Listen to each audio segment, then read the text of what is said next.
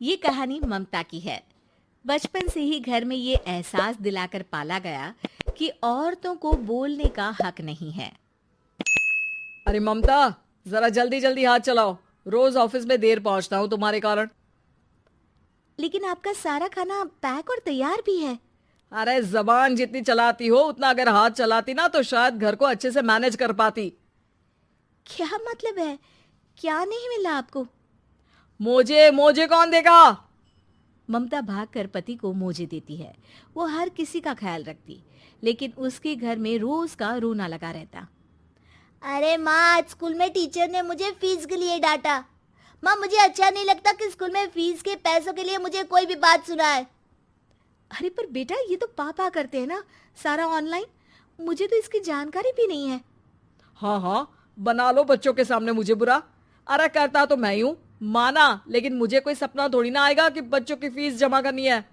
अरे बताओगी तो तुम ही ना। ममता की अब ये आदत में शुमार हो चुका था।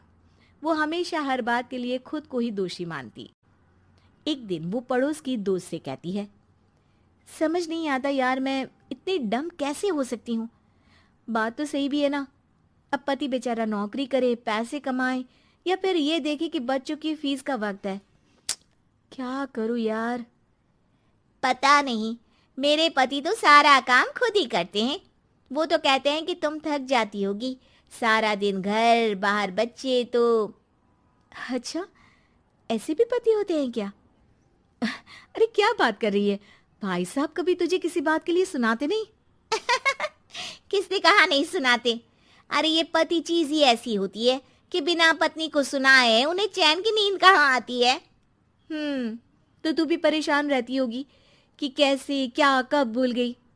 अरे वो तो मुझे बस इस बात के लिए ताना देते हैं कि मैं वक्त पर खाना क्यों नहीं खाती या पार्लर जाकर अपनी साज सज्जा क्यों नहीं करवाती। पड़ोसन बोल ही रही होती है कि ममता के बेटे की आवाज आती है। अरे माँ, क्या हो गया? लग नहीं रहा कि आज आप मुझे पानी भी देगी। अरे कब से खाने के लिए वेट कर रहा हूँ। अरे यार, मैं चलती हूँ। बेटा खाने के लिए वेट कर रहा है, मैंने उसे खाना भी नहीं दिया। अरे 12वीं में पहुंच चुका है तुम्हारा बेटा, उसे बोलो खुद पानी लिया करे। मैंने तो अपने बच्चों को काम करना सिखाया है। अरे यार, खुद की भी तो कोई लाइफ है। माना जब नहीं कर सकते थे तो किया, लेकिन अब इतने बड़े बच्चों की हर बात मानेंगे तो मुश्किल तो अपने को ही होगी। ममता को पड़ोसन की बात में दम तो लगता है, लेकिन करे क्या, आदत भी तो खुद ही ने डाली थी। ममता घर जाती है कि तभी बेटी आ जाती है। माँ, परसों मुझे एक शादी में जाना है। तेरी वो जो लाल वाली साड़ी है ना, उसे दे देना। मैं आज जाकर टेलर को दे दूंगी, वो उस साड़ी से सूट बना देगा। अरे नहीं नहीं तारा, वो मेरी माँ ने मुझे दी थी और उस साड़ी से मेरी काफ़ी भावनाएं जुड़ी हैं। तुमको ना मैं दूसरी साड़ी दे दूंगी। ओके, कोई बात नहीं, लेकिन आज दे ही देना पक्का। तारा माँ की साड़ी से सूट बनवाकर पार्टी में जाती है, लेकिन जब वो पार्टी से लौटती है, क्या है, मैं तो समझ ही नहीं पा रही हूँ।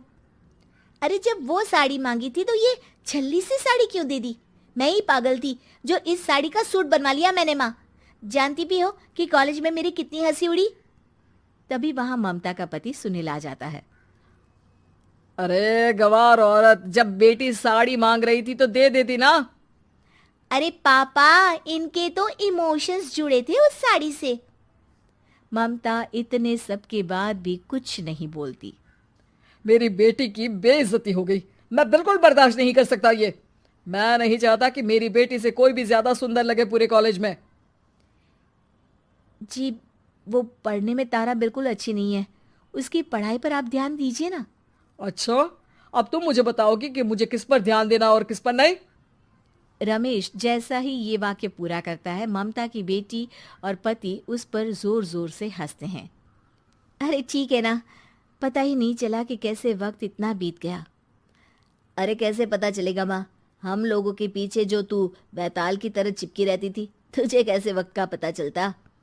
ममता को पहले सास ससुर, फिर पति और बच्चों की तरफ से इस तरीके की बातें सुनकर उसका मन बहुत दुखी रहता था। एक दिन, सुनो ना, बहुत दिनों से कमर के नीचे बहुत दर्द रहता है। कल मैंने देखा तो एक फोड़ा था। अरे ममता, एक बार अपने पति से बात करो, वो तुम्हारा फोड़ा डॉक्टर को दिखा देंगे। अरे नहीं नहीं, वो तो गुस्सा हो जाएंगे। अरे क्यों गुस्सा हो जाएंगे? तुमको दर्द है? हाँ, लेकिन वो यही बोलेंगे कि ऑफिस जाऊं या फिर तुम्हें लेकर डॉक्टर के पास। तो बेटे से ही बात कर ले। अरे वो तो मैं कर लूं, लेकिन फोड़ा है ऐसी जगह कि उसे बताते मुझे शर्म आएगी। लेकिन कुछ ना कुछ तो करना जरूरी है ना। ऐसे कब तक फोड़े के दर्द से तड़पती रहेगी? अब तो सोच रही हूँ कि इनसे बात कर ही लूं, वरना दर्द के मारे कहीं मर ना जाऊं। लेकिन शाम को, ममता, क्या किया तुमने आज? खाने के डिब्बे में कैसा खाना दिया था? दाल खराब हो गई थी। कब की थी? दाल तो मैंने सुबह ही बनाई थी, खराब कैसे हो गई? अच्छा सुनिए ना, मुझे कहना है कि अरे गरम दाल बंद करोगी तो ऐसा ही होगा ना। बेइज्जती हो गई सबके सामने मेरी। ऑफिस वालों ने ऐसा मजाक उड़ाया कि क्या बोलूं।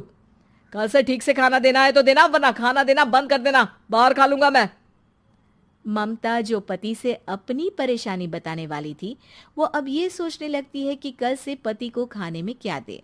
अगले दिन ममता थकी थकी सी हालत में, आप लोगों के लिए नाश्ता बना दिया है, खाना बनाने की हिम्मत नहीं है आज तो। रात भर सोकर थक गई है ना, इसीलिए तो खाना नहीं बना सकती। हिम्मत नहीं हो रही है, मैं बस सोने जा रही हूँ। बस मैडम को सोने का बोल दो, फिर देखो कैसे सोती रहती है। माँ, फिर वही पराठा सब्जी। अरे हमारे साथ के दोस्त एक से बढ़कर एक नाश्ता खाना लेकर आते हैं, आप तो बस। सभी घर से निकल जाते हैं, लेकिन जब शाम को बेटा घर आता है तो घर में अंधेरा रहता है। बेटा लाइट जलाता है। क्या माँ, तुम्हारा भी जवाब नहीं है बिजली का बिल बचाने के लिए? वो बोल ही रहा होता है कि सामने माँ जमीन पर लेटी मिलती है। वो उसके पास जाता है। अरे माँ, क्या हो गया माँ? तभी वहां पड़ोसन आती है। अरे बेटा, तुम्हारी माँ के पैर के पास एक फोड़ा है, जिसके कारण ये लगातार कमजोर होती जा रही थी। मैंने उसे पहले ही कहा था कि घर में बता दो, लेकिन तुम्हारी माँ किसी को तंग करना नहीं चाहती थी। तभी वहां डॉक्टर आ जाता है। अरे इनके ऑर्गन में दिक्कत है, कोई बात है जो इनके मन में खटक रही है। अरे नहीं नहीं, इसके मन में कोई बात नहीं है, कोई काम है नहीं ना इसके पास, सारा दिन बस घर में ही रहती है। देखिए, मैं तो ये नहीं जानता, लेकिन हाँ, इनके मन में हमेशा कोई बात रह जाती होगी, इसीलिए उनकी ये हालत है। अगर आप समय से नहीं ले आते तो हो सकता था कि। अरे नहीं नहीं डॉक्टर साहब, हम पूरी कोशिश करेंगे कि वो ठीक हो जाए। हम लोगों ने अपनी ही परेशानी माँ के सामने रखी, लेकिन किसी ने माँ की दिक्कत को जानने की कोशिश तक नहीं की। हाँ, मैंने भी ममता को हमेशा घरेलू जरूरत से ज्यादा काम का नहीं सोचा था। ममता को होश आता है और वो खुद को अपने बेडरूम में देखती है। वो उठने की कोशिश करती है कि माँ, अब आप नहीं उठेंगी, हम लोग है ना, हम लोग आपको पूरी तरह से खुश रखने की कोशिश करेंगे। घर की औरत। कहते हैं ना, घर दीवारों से नहीं, उसके अंदर रहने वाले लोगों से बनता है। लेकिन क्या हो जब घर के लोग ऐसे हो? सारा दिन खाती रहती हो, सोती रहती हो, कोई काम नहीं है तुम्हारे पास। ऊपर से बहू के आ जाने के बाद तो तुम और निकम्मी हो गई हो। दिखावे के लिए हाथ में माला पकड़ ली है, बाकी कोई काम नहीं करती। अरे कैसी बात कर रहे हैं? अब तो बहू आ गई है, अब तो मेरी बेइज्जती करना बंद कर दीजिए। जैसे तैसे मेरी तो जिंदगी कट गई, गालियां खा खा कर। अरे उस बेचारी को तो छोड़ दीजिए। तभी बेटे के जोर जोर से चिल्लाने की आवाज आती है। कहा था ना तुमसे रिजाइन कर दो, क्यों नहीं किया? और ये पर्स लटका कर कहाँ निकली? चलो कमरे में, काम करो घर का। बहू बेटे की लड़ाई सुनकर सास ससुर बाहर आ जाते हैं। सामने खड़ी होती है नई नवेली बहू रीमा। देख लीजिए माँ जी, शादी से पहले तो मेरे माँ पापा के सामने कहा था कि शादी के बाद नौकरी करने देंगे, लेकिन अब क्या कह रहे हैं? तो तुम माँ जी को क्यों बोल रही है बहू? तब उसका मन रहा होगा, अब नहीं है। पर पिताजी, उसके मन से मेरा करियर तो नहीं चल सकता ना। ससुर को बहू की बात पर गुस्सा आ जाता है। वो बेटी की तरफ देखता है। पापा से जबान लड़ाती है, रुक। ये बोलकर वो पत्नी को खींचकर कमरे में ले जाता है और बंद कर देता है। ये सब देखकर सास दुखी हो जाती है। पति के जाने के बाद सास बेटी से कहती है, देख बेटा, अब ज़माना कुछ और है। तेरे पिता ने घर में औरतों की कद्र नहीं की, लेकिन तू ऐसा ना बन। शहर की समझदार पढ़ी लिखी लड़की से शादी की है तूने, उसका ख्याल रखा कर, तमीज से पेश आया कर। जा, बहू को कमरे से बाहर ले आ। लेकिन बेटा नहीं मानता और बहू कमरे में सारा दिन बंद रहती है। शाम को बेटा बाहर जाता है कि सास चाय और बिस्कुट लेकर बहू के कमरे में जाती है। बहू बेटा, ये ले, चाय पी ले। रो रो कर कैसी शक्ल बना ली है बेटा। माँ जी, ये कैसे लोग हैं? आप कैसे मैनेज कर रही हैं? ऐसे थोड़ी ना होता है माँ जी। घर की औरतों को तो पिताजी और ये इंसान समझते ही नहीं। क्या करूं बेटा, मैंने तो जैसे तैसे सह लिया, लेकिन तू ना सहना। दोनों बात कर ही रहे थे कि ससुर आ जाते हैं। अच्छा, तो अब बहू को भड़का रही हो? बहुत दिन हो गए मार खाए, अब क्या बहू के सामने खाओगे? जाओ यहाँ से, और जरूरत नहीं है ज्यादा इस लड़की को सर पर चढ़ाने की, समझी? बहू को ससुर की बात पर गुस्सा आ जाता है, लेकिन वो कुछ नहीं कहती। आए दिन बहू देखती है कि कैसे उसकी सास और उसके साथ उसका ससुर और पति गंदा व्यवहार करते हैं। फिर एक दिन, ये क्या बनाया है? खाना बनाना नहीं आता क्या? ये बोलकर वो खाने की भरी सारी थाली फेंक देता है। अरे बेटा, कोई बात नहीं, शांत हो जा, मैं अभी बाहर से कुछ मंगवा देता हूँ। हाँ पापा, ऑर्डर करिए। ऐसे खाने से तो पेट भरने से रहा। वैसे खाना तुमको बनाना आता नहीं और बाहर जाकर नौकरी करना चाहती हो। अरे तुम जैसे को तो पूछते भी नहीं है बाहर। बहू को पति की बात पर गुस्सा आता है, तभी सास बोल पड़ती है। तेरे से ज्यादा पढ़ी लिखी है, वो तो तूने इसे कहा था कि तू नौकरी करने देगा तो तुझसे शादी कर ली, वरना ना ही करवाते इसके माँ बाप तुझसे शादी इसकी। और कमाती भी ये तेरे जितना ही है बेटा। बहू हैरान रह जाती है कि जो सास खुद के लिए एक बार भी खड़ी नहीं हुई, वो उसके लिए बेटे को भी भला बुरा सुना रही है। उसकी नज़र में सास की इज्जत और बढ़ जाती है। वो सास को देखकर ये सब सोच ही रही थी कि उसके कान में एक जोर से चांटे की आवाज आती है। किसको मार पड़ी? वो देख ही रही होती है कि उसकी नज़र जमीन पर बैठी सास पर पड़ती है। अभी तो धीरे से मारा, फिर जुबान खोली ना तो ऐसा मारूंगा कि कान के पर्दे फट जाएंगे। सास रो रही थी। बेटा और पति वहां से चले जाते हैं। पिताजी, अच्छा किया माँ को जोर का चांटा लगाकर। आगे से जबान खोलने से पहले 4 बार सोचेंगी। बड़ी आई। दोनों हंसते हुए वहां से निकल जाते हैं। बहू सास को उठाती है और पानी देती है। मैंने ये दिन रोज देखे हैं बहू, लेकिन तू नहीं सहना। तू अपना जीवन अपने अनुसार जीना। शादी के वक्त मैंने तेरी माँ से बात करने की कोशिश की थी, उन्हें बताया था, लेकिन वो नहीं मानी। बहू सास को पकड़कर रोने लगती है। वो इसलिए नहीं मानी क्योंकि वो मेरी सगी माँ नहीं है। माँ जी, जिस तरह से आप मेरे लिए खड़ी हुई है ना, मेरी माँ भी नहीं हुई। बेटा, मैं तेरा भला चाहती हूँ। तू नौकरी इस घर में रहकर तो नहीं कर पाएगी। एक काम कर, इस घर से चली जा, पैसे कमा और खुश रह। माँ जी, हो सकता है कल तक मैं आपके इस फैसले को मान जाती, लेकिन आज नहीं। माँ जी, आप यहाँ इस नर्क को झेले और मैं आपको छोड़कर चली जाऊं? नहीं, कभी नहीं। अगले रोज, सुनिए, वो क्या है ना, मुझे कुछ कपड़े और गहनों की ज़रूरत है, तो ज़रा पैसे दीजिए ना। अब आप घर के मर्द हो तो पैसे तो आपसे ही मांगूंगे ना। बुरा तो नहीं लग रहा ना आपको? नहीं नहीं, बुरा क्यों लगेगा। ये लो कार्ड, कर लेना शॉपिंग। अगले रोज, बिजली का बिल आया है 10,000 का, भर दीजिएगा। इतना बिल कैसे आ गया? बेटा, वो क्या है ना, सारा दिन बहू घर में रहती है तो कमरे में एसी और टीवी चलता रहता है। अब कम से कम बाहर जाए तो 4 पैसे कमा कर लाए, लेकिन हम लोगों को थोड़ी ना औरत की कमाई खानी है, वो तो मर्द ही करता है ना। पति पर्स देखता है और फिर हाँ माँ, ठीक बोल रही हो। खैर चलता हूँ, ऑफिस का वक्त हो गया है। पति ऑफिस से पिता को फोन करता है। पापा, घर के खर्चे तो बढ़ते ही जा रहे हैं, ऊपर से महंगाई आप देख रहे हैं। मैं सोच रहा हूँ क्यों ना मीना को नौकरी के लिए हाँ कर दूँ, 4 पैसे ही लाएगी ना घर में।